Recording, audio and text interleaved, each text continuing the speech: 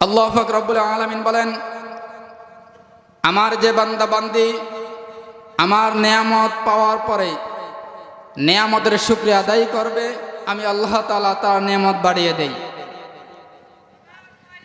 আর যে বান্দা নেয়ামত পেয়ে নেয়ামতের শুকরিয়া আদায় করে না, আল্লাহ পাক রব্বুল আলামিন তার নেয়ামত ছিনিয়ে নেন। যারা অস্বীকার করবে, কুফরি করবে, তাদের জন্য কঠিন শাস্তি, আযাবের ব্যবস্থা করে রেখেছেন। এজন্য আমরা সর্ব অবস্থায়, সর্বহালতে একমাত্র আল্লাহ তাআলার শুকরিয়া আদায় করব। আমাদের সকলকে বুঝার এবং আমল করার তৌফিক দান করুন, সকলে বলি আমিন। আমি আলোচনা ঢোকার আগে শুরুতেই আপনাদেরকে একটু আহ্বান করব, আমরা যারা এখনো এদিক সেদিক ঘোরাফেরা করছি, দোকানে বসে গল্প গুজবে আড্ডা দিচ্ছি, বাসায় বসে এখনো গল্প গুজবে সময় কাটাচ্ছি, আমরা এই মাহফিলের সৌন্দর্য রক্ষার্থে আমরা সকলে মাহফিলের প্যান্ডেলে চলে আসি, এদিক সেদিক ঘোরাফেরা না করে। কারণ আজকের এই বাগান আগামী দিন আর থাকবে না। আজকের এমন একটি মজলিস, যে মজলিস আপনি হায়াতের সামনে আর নাও পেতে পারেন। এজন্য শেষ সময়, শেষ মুহূর্ত মনে করে সময়কে কাজে লাগানোর জন্য আমরা সকলে মাহফিলের সৌন্দর্য রক্ষা করে সকলে আমরা মাহফিলে চলে আসি। আমি কোরআনুল কারীম থেকে 30 নম্বর পারার একটি সূরা তেলাওয়াত করেছি, যে সূরাটি আমরা অনেকে কোরআন পড়তে জানি না, কিন্তু এই সূরাটি শুনতে শুনতে আমাদের অনেকের এই সূরাটি মুখস্থ হয়ে গেছে। সূরাতুল আসর তেলাওয়াত করেছি। নবীজির অসংখ্য অগণিত হাদিস থেকে এক টুকরা হাদিস তেলাওয়াত করছি। এর উপরেই আপনাদের সামনে কিছু নসিহত পেশ করা, আপনাদেরকে আমলের নিয়তে শোনার, আমাকে বলার তৌফিক দান করুন, সকলে বলি আমিন। আল্লাহ পাক রব্বুল আলামিন কোরআনুল কারীমের মধ্যে ইরশাদ করে বলেন, আউযু বিল্লাহি মিনাশ শাইতানির রাজীম, বিসমিল্লাহির রহমানির রহিম, ওয়াল আসর ইন্নাল ইনসানা লাফী খুসর ইল্লাল্লাযীনা আমানু ওয়া আমিলুস সালিহাতি ওয়া তাওয়াসাউ বিল হক ওয়া তাওয়াসাউ বিল হাক্কি ওয়া তাওয়াসাউ বিস সাবর। আল্লাহ পাক রব্বুল আলামিন এই আয়াতের মধ্যে বলেন, ওয়াল আসর, সময়ের শপথ, ইন্নাল ইনসানা লাফী খুসর, মানুষ অবশ্যই ক্ষতিগ্রস্তের মধ্যে রয়েছে, ইল্লাল্লাযীনা আমানু, কিন্তু তারা নয়, ইল্লাল্লাযীনা আমানু, এক নাম্বার যারা ঈমান এনেছেন, নেক আমল করেছেন, ঈমান আমলের দাওয়াত অন্যকে দিয়েছেন, যারা ঈমান আমলের বাধা প্রদান করে তাদেরকে বাধা দিয়েছেন, এরা ব্যতীত সবাই ক্ষতিগ্রস্ত। 4 ইমামের মধ্যে একজন ইমাম, ইমাম শাফি রহমতুল্লাহি আলাইহি বলেন, কোরআনুল কারীমের মধ্যে যদি অন্য কোন সূরা না দিত, শুধু সূরা আসরের এই আয়াতটুকু যদি দিয়ে দিতেন, আর সমস্ত উম্মতেরা যদি সূরা আসরের অনুযায়ী নিজের জীবন পরিচালনা করত, তাহলে তার জন্য জান্নাতে যাওয়াটাই সহজ হয়ে যেত। তাহলে এতটা গুরুত্ব একটা সূরা, এত দামি একটা সূরা, যে সূরাটা যদিও ছোট, কিন্তু এই সূরার ভিতরে অনেক কিছু আছে যা আমাদের জীবনে যদি বাস্তবায়ন করতে পারি, মানতে পারি, আমাদের জন্য যথেষ্ট হয়ে যাবে। তাহলে আল্লাহ পাক রব্বুল আলামিন সূরা আসরের প্রথম অংশে বললেন ওয়াল আসর, সময়ের শপথ। আল্লাহ তাআলা এই সূরার শুরুতে শপথ করলেন কেন? আল্লাহ পাক রব্বুল আলামিন বিভিন্ন জায়গায় শপথ করলেন। ওয়াদ-দুহা ওয়াল-লাইলি ইযা সাজা মা ওয়াদ্দা'আকা রাব্বুকা ওয়া মা ক্বালা ওয়াত-তিনি ওয়াজ-যাইতুনি ওয়া তুরি সিনিন ওয়া হাযাল বালাদিল আমিন ওয়াশ-শামসি ওয়া দুহাহা ওয়াল-কমারি ইযা তালাহা ওয়ান-নাহারি ইযা জাল্লাহা।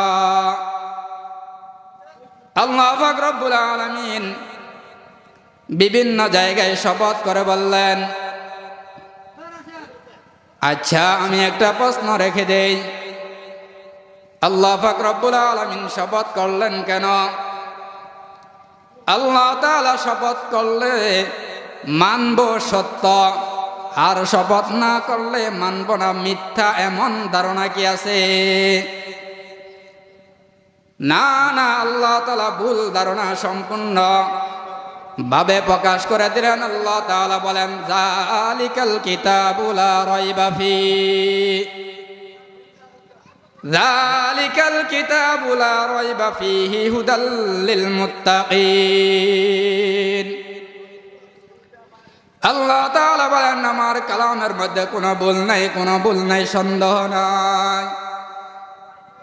তাহলে আল্লাহ তাআলা বললেন কোনো ভুল নাই, সন্দেহ নাই। তাহলে আল্লাহ তাআলা শপথ কেন করলেন? কেন শপথ করলেন? আল্লাহ তাআলা ওয়াল আসর, সময়ের শপথ এই জন্য করলেন যে সামনের যে কথাগুলো আসবে ওই কথাগুলোর গুরুত্ব বোঝানোর জন্য আল্লাহ তাআলা এখানে শপথ করলেন। যেমন সাধারণত আমরা অনেক সময় শপথ করে থাকি, কেউ বলল আপনাকে ভাইজান আমার এই কথা এই কাজ, আপনি বললেন না মানি না, বিশ্বাস করি না।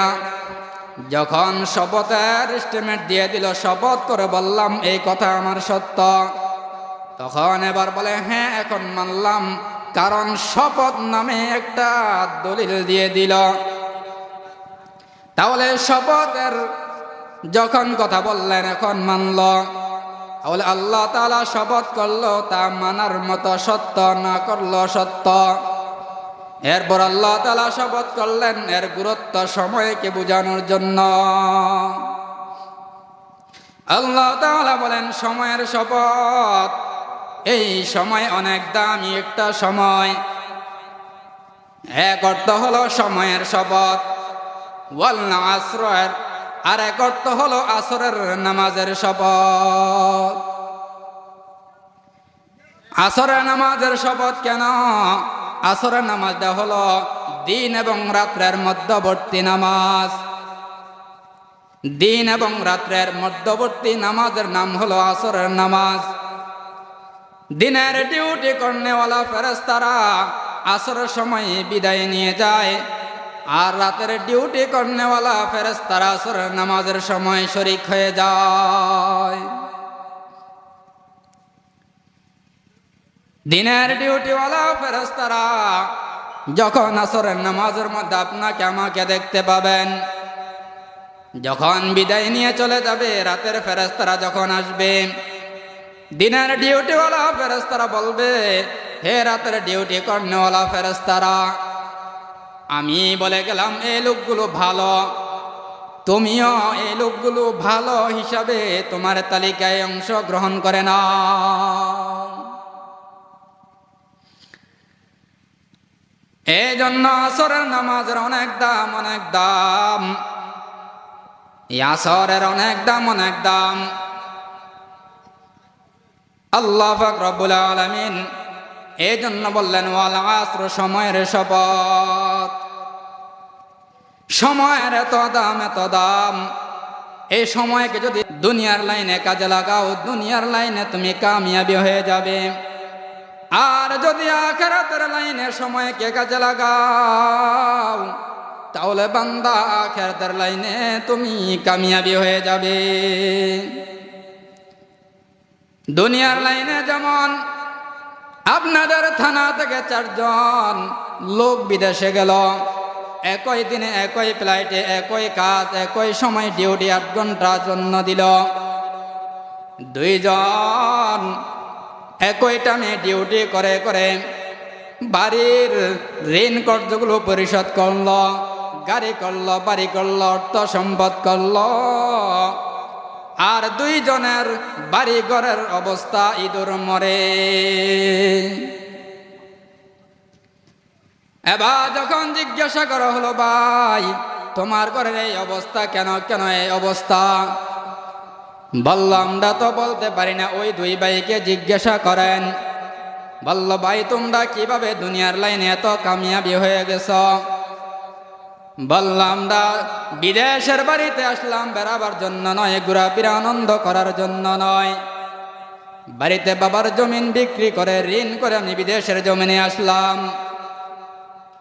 আসার পরে 8 ঘন্টা ডিউটি করার পর বাকি সময় বসে থাকি নাই, ওভার ডিউটি করেছি। ওভার ডিউটি করে করে পরিশ্রম করে করে ঋণ পরিশোধ করলাম, বাড়ি করলাম, গাড়ি করলাম। আর ওই 2 জন ওভার ডিউটি করে নাই, যে 8 ঘন্টা ডিউটি করেছে, ওই 8 ঘন্টার পরে ঘোরাফেরা করলো, আনন্দ করলো, নাচ গান করে করে সময় কাটিয়েছে, টাকা পয়সা নষ্ট করেছে। এই জন্য তাদের আজকে এই অবস্থা, এই হাল। তাহলে বান্দা দুনিয়ার লাইনে যদি তুমি সময়কে কাজে লাগাও, তাহলে দুনিয়ার লাইনে তুমি কামিয়াবি হয়ে যাবে, সফল হবে। ঠিক তেমনি ভাবে আখিরাতের লাইনে যদি তুমি কাজে লাগাইতে পারো, তাহলে আখিরাতের লাইনও তুমি সফল কাম হয়ে যাবে। এ আসরের এত দাম, এত দাম, যার নামে দিল্লি শহরে এখনো কুতুব মিনার দাঁড়ানো আছে। আসরের সময়কে, সময়ের গুরুত্ব বোঝানোর জন্য একটা ইতিহাস ঘটনা টানছি। যার নামে এখনো দিল্লি শহরে কুতুব মিনার দাঁড়ানো আছে, কুতুবউদ্দিন বখতিয়ার কাকি রহমতুল্লাহি আলাইহি ইন্তেকালের আগে তার খাদেমকে বলে গেলেন, হে খাদেম, আমার কেমন জানি মনে হচ্ছে আমি আর বেশি দিন বাঁচব না। তবে আমি যদি মারা যাই, আমি 2টা ওসিয়ত করে গেলাম। এই 2টা ওসিয়ত করাই গন্ডায় পালন করবা। 1 নাম্বার ওসিয়ত, আমার মৃত্যুর পর তাড়াতাড়ি আমার জানাজা সম্পূর্ণ করে দিবা। 2 নাম্বার, আমার জানাজা এমন ব্যক্তি পড়াবে জীবনে যে কখনো মিথ্যা কথা বলে নাই। 3 নাম্বারে, যে জীবনে কখনো চোখ দিয়ে বেগানা নারীর দিকে তাকায় নাই। 4 নাম্বার ওসিয়ত, যার জীবনে কখনো তাহাজ্জুদের নামাজ কাজা করে নাই। এই 4টা এলান যখন দিয়ে দিলেন, গোটা ময়দান তো স্তব্ধ হয়ে গেল, যে এমন গুণের তো ব্যক্তি এখানে কেউ নাই। কারো 2টা থাকলে 2টা নাই, 3টা থাকলে 1টা নাই। এখন কি করবে? এইদিকে সময়ও চলে যাচ্ছে। 1 নাম্বার ওসিয়ত, তাড়াতাড়ি দাফনের কাজ সম্পূর্ণ করবা। খাদেম আওয়াজ দিয়ে বলল,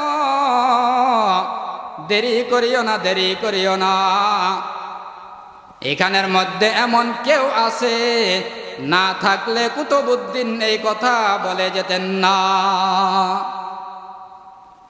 হঠাৎ করে পিছন থেকে একটা আওয়াজ আসলো, আমাকে একটু রাস্তা করে দাও, কুতুবউদ্দিনের কাছে যাওয়ার জন্য রাস্তা করে দাও। সবাই তো অবাক হয়ে তাকিয়ে আছে, কে এমন ব্যক্তি পিছন থেকে আওয়াজ দিলেন, তাকে রাস্তা করে দিলেন। সামনে এসে বলল, ও কুতুবউদ্দিন, তুমি তো গেলা আমাকেও বিপদের মধ্যে পালাইয়া গেলা। আমার এমন 4টা বড় বড় গুণ, যে গুণের কথা আমার বিবিও জানে না, আমার মা বাবাও জানে না, পৃথিবীর কেউ আমার এই কথাগুলো জানে না।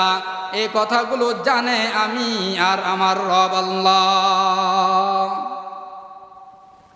সে কোনো দরবারের পীর নয়, কে কোনো মুফতি ও আলেম নয়, সে এমন একজন ব্যক্তি যে কুতুবউদ্দিনের জানাজার কাজ সম্পূর্ণ করলেন। ইতিহাসের খাতায় পৃষ্ঠায় দেখবেন, দেখা যায় ভারতের রাষ্ট্র পরিচালনাকারীর মধ্যে একজন রাষ্ট্রনায়ক শামসুদ্দিন আলতামাজ রহমতুল্লাহি আলাইহি একদিকে রাষ্ট্র পরিচালনা করে, অপর দিকে তাহাজ্জুদের নামাজ কখনো ছাড়ে না।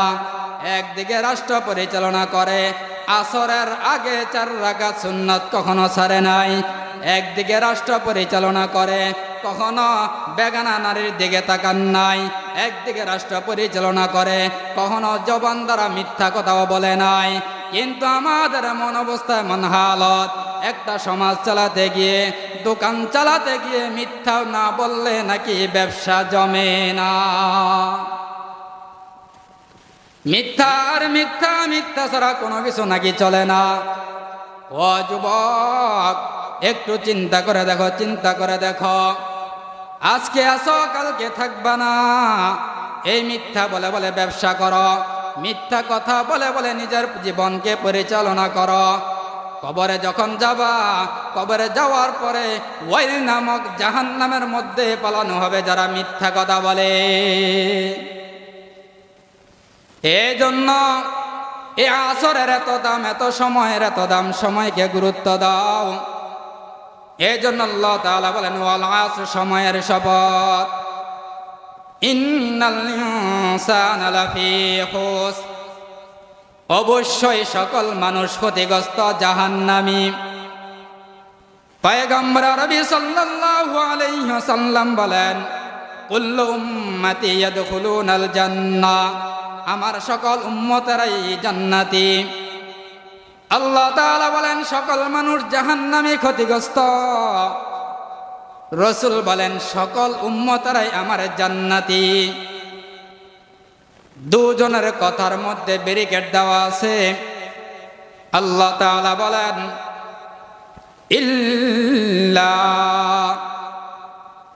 ইল্লা নামক ব্যারিকেড দিয়ে দিলেন, সকল মানুষে ক্ষতিগ্রস্ত, জাহান্নামী, কিন্তু তারা নয়।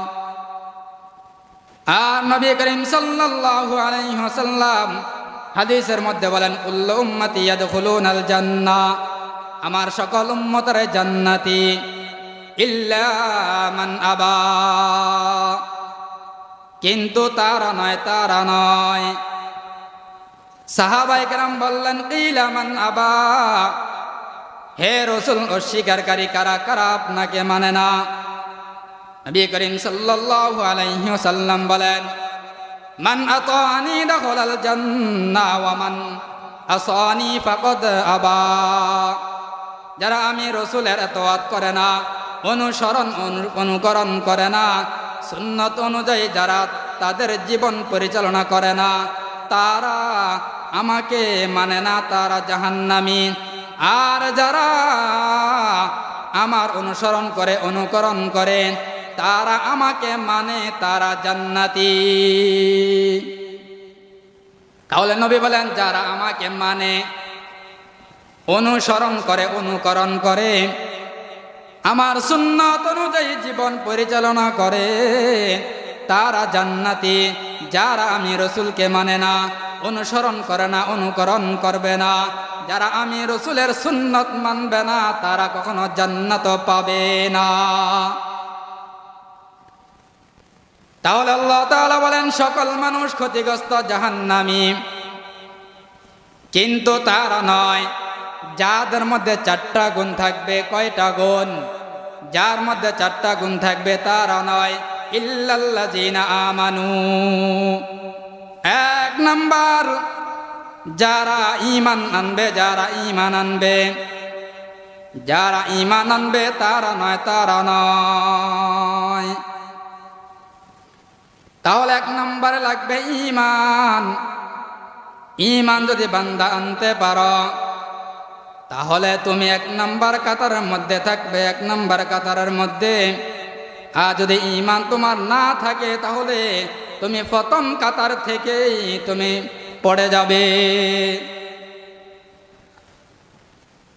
তাহলে ঈমান আমাদের মধ্যে আছে কি নাই এটা জানার জন্য, ঈমানদারের মধ্যে ঈমানদারিত্ব কার মধ্যে আছে এটা জানার জন্য 6টা গুণ জেনে নেই। এই 6টা গুণ যদি আপনার আমার মধ্যে থাকে তাহলে বুঝে নিবেন আপনার মধ্যে ঈমান আছে, ঈমান আছে। আর ঈমান যদি থাকে তাহলে 1 নম্বর কাতারে থাকবেন। 1 নম্বরে যারা আল্লাহর প্রতি বিশ্বাস করে, 1 নম্বরে যারা ঈমানদার, 1 নম্বর আল্লাহর উপরে বিশ্বাস থাকবে, বিশ্বাস করবে। 2 নম্বরে নামাজ কায়েম করবে। 3 নম্বরে আখিরাতের উপর বিশ্বাস করবে। 4 নম্বর নবীর উপর যা আসছে তা মানবে, তা মানবে। 5 নম্বর নবীর পূর্বে যা আসছে তা বিশ্বাস করবে। 6 নম্বর দিনের রাস্তায় বেশি বেশি দান করবে, সদকা করবে। এই 6টা গুণ যার মধ্যে থাকবে সে তার মধ্যে ঈমান আছে, ঈমান আছে। তাহলে 1 নম্বর লাগবে ঈমান। এই জন্য বলে সফল হয়েছে কারা? সফল হবে তারা যারা ঈমান এনেছে, তারাই সফল। আর যারা ঈমান আনে নাই তারা কখনো সফল কাম হতে পারে নাই। তাহলে 1 নম্বর ঈমান। 2 নম্বরে লাগবে নেকামল, নেকামল।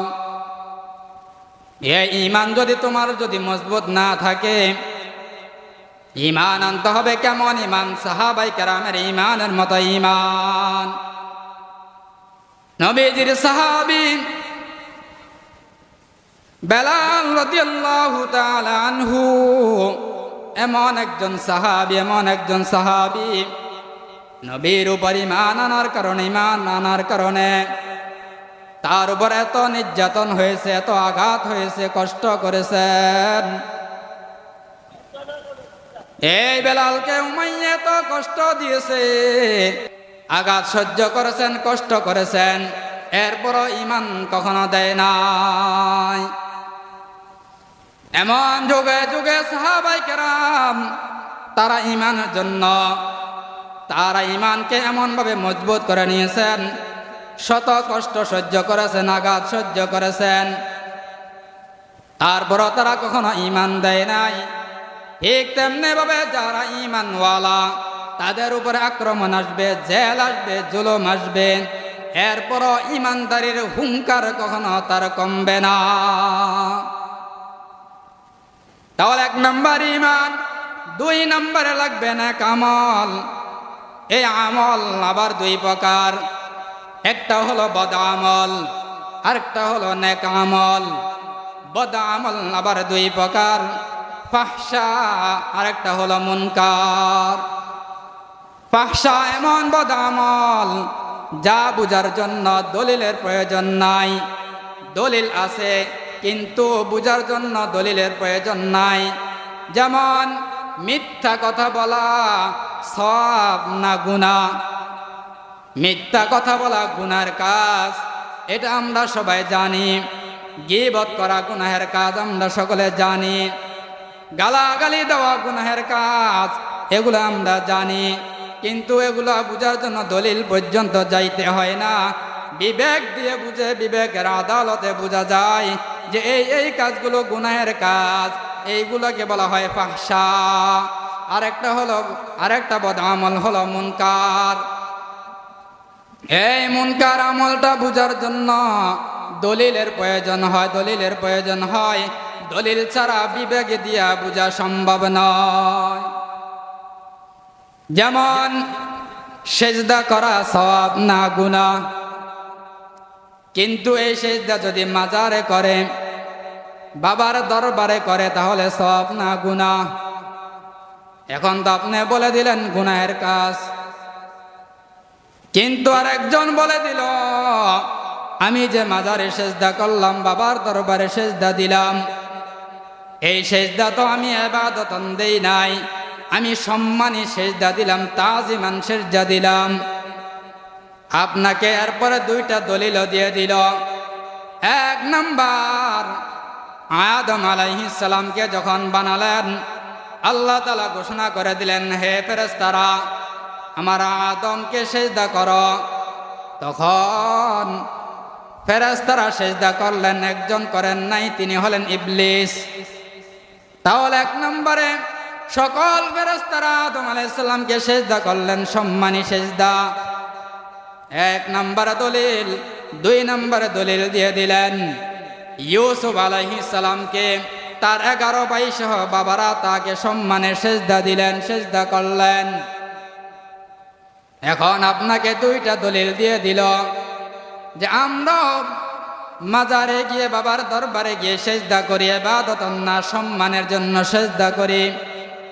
আপনার জানা থাকলে তখন জবাব দিতে পারবেন না, হয় জবাব দিতে পারবেন না। এর একটাই সমাধান, একটাই জবাব। যখন কেউ যদি এরকম কথা বলে থাকে, এক কথায় জবাব দিয়ে দিবেন, তুমি কি আদম নবীর উম্মত না ইউসুফ নবীর উম্মত? যদি বলে না, আমি আদম নবীর উম্মত নয়, ইউসুফ নবীর উম্মত নয়, কার উম্মত তুমি? আমি নবী পয়গম্বর আখির নবী মুহাম্মদ সাল্লাল্লাহু আলাইহি ওয়াসাল্লামের উম্মত। এক জবাব দিয়ে দিবেন, যদি তুমি নবীজির উম্মত হয়ে থাকো, তাহলে শেষ নবী আখির পয়গম্বর সাল্লাল্লাহু আলাইহি ওয়াসাল্লামের উম্মতদের জন্য আল্লাহ ব্যতীত আর কাউকে সেজদা দেওয়া জায়েজ নাই।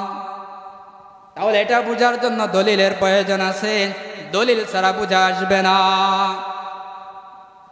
তাহলে নেক আমল বদ আমল বুঝার জন্য দুইটা, একটা হলো দলিলের প্রয়োজন নাই, বুঝা আসে, আরেকটা দলিল প্রয়োজন হয়, যেটা দলিল ছাড়া বুঝা আসে না।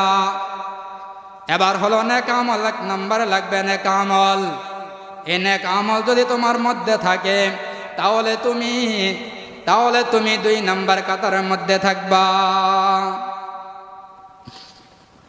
এবার 3 নম্বর লাগবে ঈমান আমলের দাওয়াত, অন্যকে দেওয়া। এবার বুঝতে হবে অন্য কারা।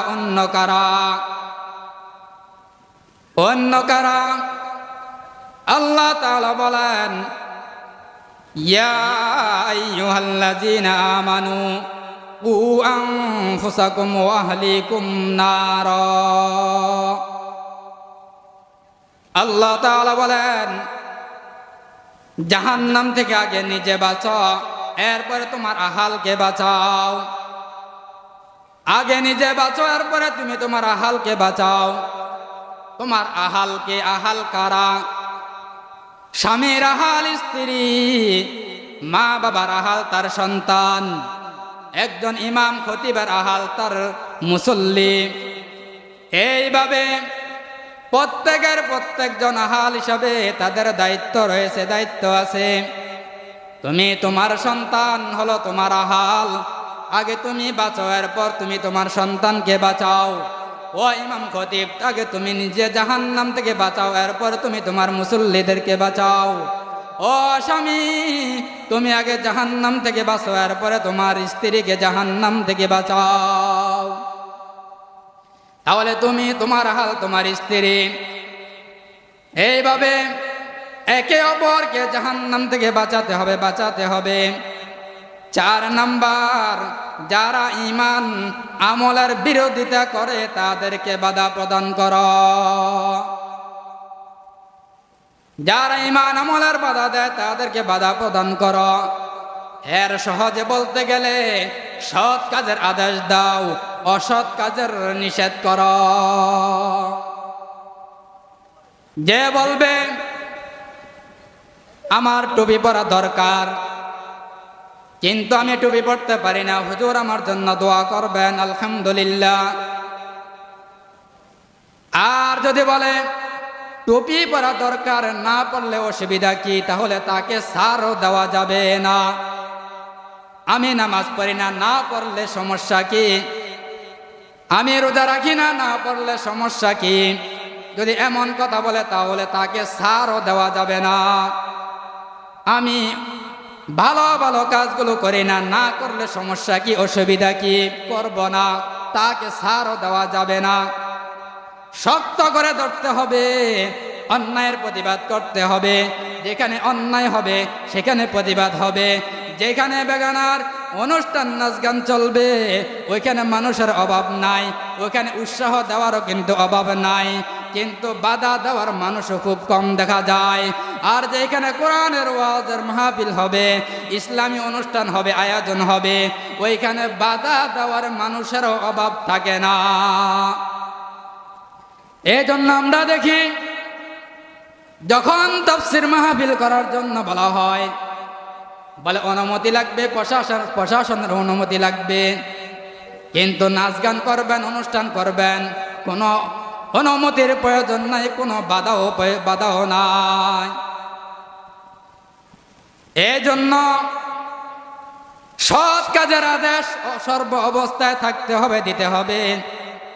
অসৎ কাজ থেকে সর্ব অবস্থায় বাধা প্রদান করতে হবে। যেখানে অন্যায় দেখা যাবে ওইখানে বাধা প্রদান করতে হবে, বাধা প্রদান করতে হবে।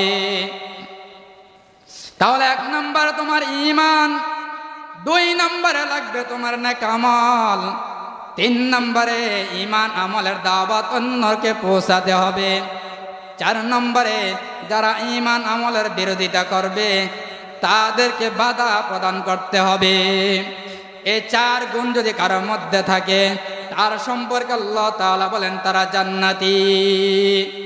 আর যার মধ্যে 4টা গুণ থাকবে না তারা ক্ষতিগ্রস্ত জাহান্নামী।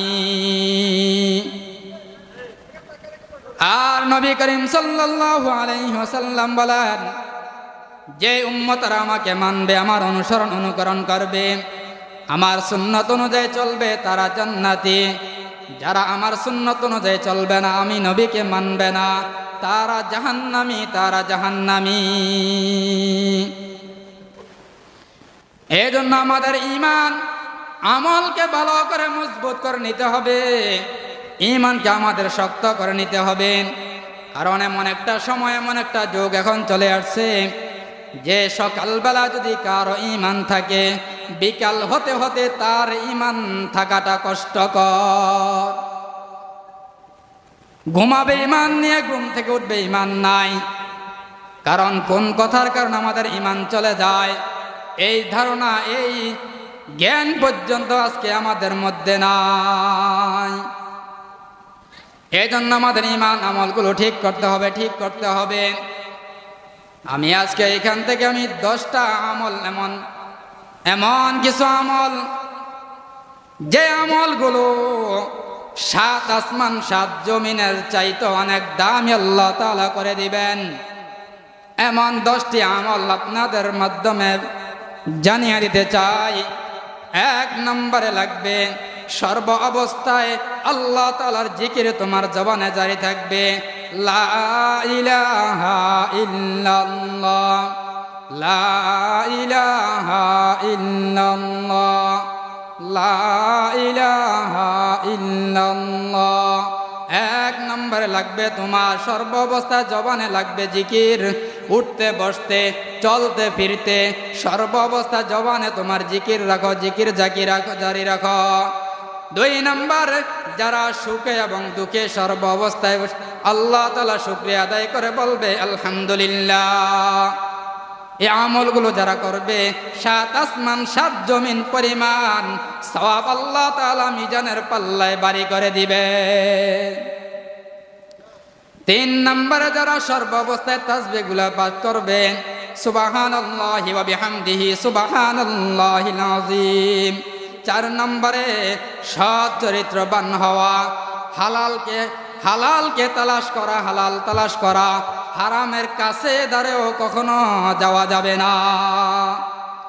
5 নম্বরে যার নেককার সন্তান অথবা নাবালেগ সন্তান যখন মারা যাবে তখন ধৈর্য ধারণ করা, সবর করা।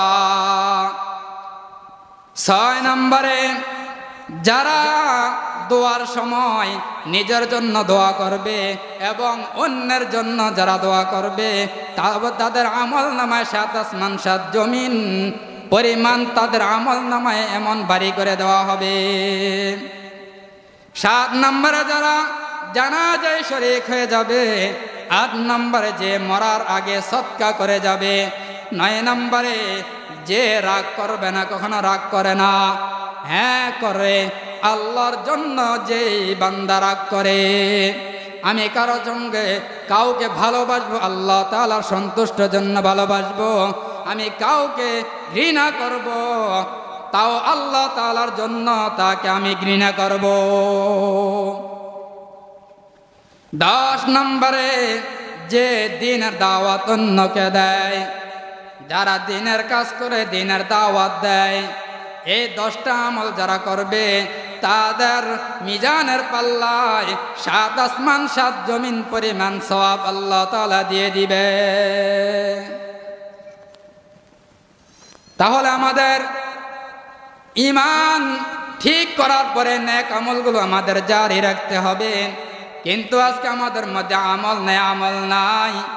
এই আমল না থাকার কারণে আজকে আমাদের উপর বিপদ, আমাদের উপর গজব, আমাদের উপর মুসিবত, আজকে আমাদের উপর এত বিপদ আযাব গজব দিতেছেন একমাত্র আমাদের কৃতকর্মের ফল।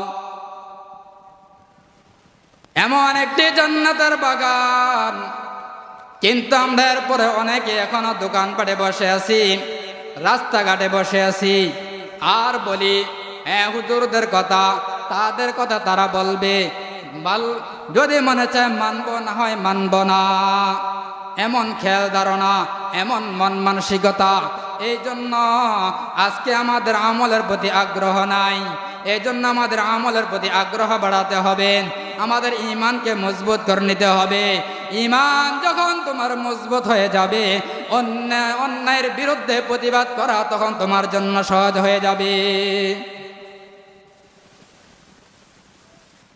আকাশেতে লক্ষ তারা, এক চাঁদের আলো, হাজার লক্ষ মানুষের চাইতে আমার একজন ভাই হাদি ভালো। আকাশেতে লক্ষ তারা, এক চাঁদের আলো, লক্ষ মানুষ চাইতে আমার একজন হাদি ভালো। আমার ভাই কলিজার ভাই হাদি তার প্রমাণ দিয়ে গেলেন। সঠিক পথে যদি কেউ থাকে, ঈমান আমল নিয়ে যদি কেউ তার জীবন পরিচালনা করে, তাহলে সারা দুনিয়ার মানুষ তাকে ভালোবাসতে বাধ্য থাকবে। এমন জীবন করিও গঠন, মরিলে হাসিবে তুমি, কাঁদিবে ভবন।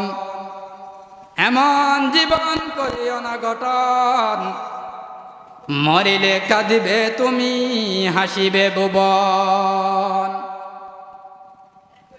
এমন জীবন পরিচালনা করো, এমন ভাবে প্রতিষ্ঠিত করো, যাতে তোমার মৃত্যুতে আকাশ বাতাস জমিন পর্যন্ত কান্না করবে, আর তুমি হাসতে হাসতে আল্লাহ তাআলার কাছে চলে যেতে পারবে।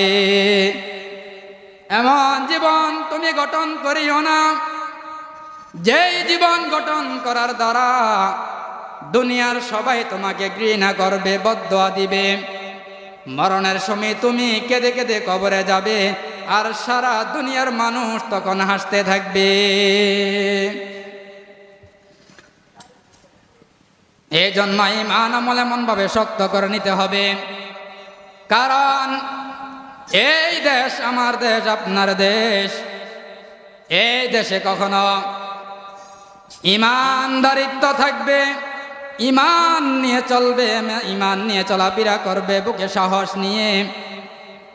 বিড়ালের মতো 500 বছর বেঁচে না থেকে সিংহের মতো একদিন বেঁচে থাকা বান্দা তোমার জন্য উত্তম। এই দেশ উলামায়ে কেরামের দেশ। এই দেশ আহমদ শফির দেশ।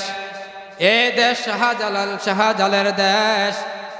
এই দেশ মুফতি আমিনীর দেশ। এই দেশ মুসলমানের দেশ। এই দেশ হাদির দেশ। এই দেশ মুসলমানের দেশ। এই দেশে কখনো অন্যায় হতে দেওয়া যাবে না। এই দেশে কখনো অবিচার হতে দেওয়া যাবে না। এই দেশে কখনো জুলুম হতে দেওয়া যাবে না।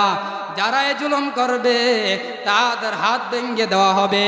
যারা অত্যাচার করবে তাদের পতন ঘটানো হবে। যারা মুসলমানের উপর আক্রমণ করার চেষ্টা করবে, মুসলমান ইমানদারিত্ব নিয়ে, ইমান নিয়ে সকল এক দলবদ্ধভাবে তা বেঈমানের বিরুদ্ধে ঝাঁপিয়ে পড়বে। এই জন্য এই দেশ আমাদের দেশকে এমনভাবে পরিচালনা করতে হবে, আগামীতে যে আসুক না কেন, যদি ইসলামের বিরুদ্ধে কেউ কথা বলে, ইমানের বিরুদ্ধে কেউ কথা বলে, মুসলমানের বিরুদ্ধে কথা বলে, তাহলে কাউকে কখন ছাড় দেওয়া হবে না। ও নবীর উম্মতের দল, আজকে আসো তুমি, কালকে থাকবা না। আজকে দুনিয়ার জমিনে আসো, কালকেও তুমি মরে যেতে পারো। আজকের এই জান্নাতের বাগান আগামী দিন হয়তো নাও থাকতে পারে। জীবনকে পরিচালনা করো, নিজের পরিবারকে বাস্তবায়ন করো, নিজের বিবিকে সুন্দরভাবে পরিচালনা করো, নিজের সন্তানদেরকে সুন্দরভাবে পরিচালনা করো। কারণ তুমি যদি তোমার সন্তানকে ওইভাবে পরিচালনা করে না যাও, তাহলে কবরে যাওয়ার পরে ওই সন্তান তখন তোমার বিরুদ্ধে দাঁড়িয়ে যাবে। এজন্য আমাদেরকে এমন জীবন গঠন করতে হবে, যে জীবন গঠন করার দ্বারা দুনিয়াতে আমরা বাদশাহীর হালতে থাকব, কবরে যাওয়ার সময় হাসতে হাসতে কবরে যেতে পারবো। পরিবার পরিজনকে সুন্দরভাবে পরিচালনা করতে হবে, সন্তানদেরকে সুশিক্ষা দান করতে হবে। তাহলে তুমি তোমার যখন আহাল পরিবারকে যখন জাহান্নাম থেকে বাঁচাতে পারবা, কাল কিয়ামতের দিন তুমি তোমার সন্তানের মামলা থেকে বাঁচতে পারবা। অনেক সন্তান মা বাবার বিরুদ্ধে কাল কিয়ামতের দিন মামলা দায়ের করবে। তুমি মনে করতেছো আমার সন্তানকে বিসিএস ক্যাডার বানাবো, শিল্পী বানাবো, অনেক কিছু করব, কিন্তু কোরআন শিক্ষা দিলা না। কোরআনের শিক্ষা তোমার সর্বপ্রথম লাগবে। এজন্য আল্লাহ পাক রব্বুল আলামিন আমাদের সকলকে আজকের এই মজমা আয়োজন থেকে শিক্ষা নিতে হবে, আমল নিয়ে বাড়িতে যেতে হবে। যদি খালি হাতে যাও তাহলে আজকে যেমন কালকে তেমন, দুদিন পরে কবরে যাবে, সেদিন খালি হাতেই তোমাকে যেতে হবে।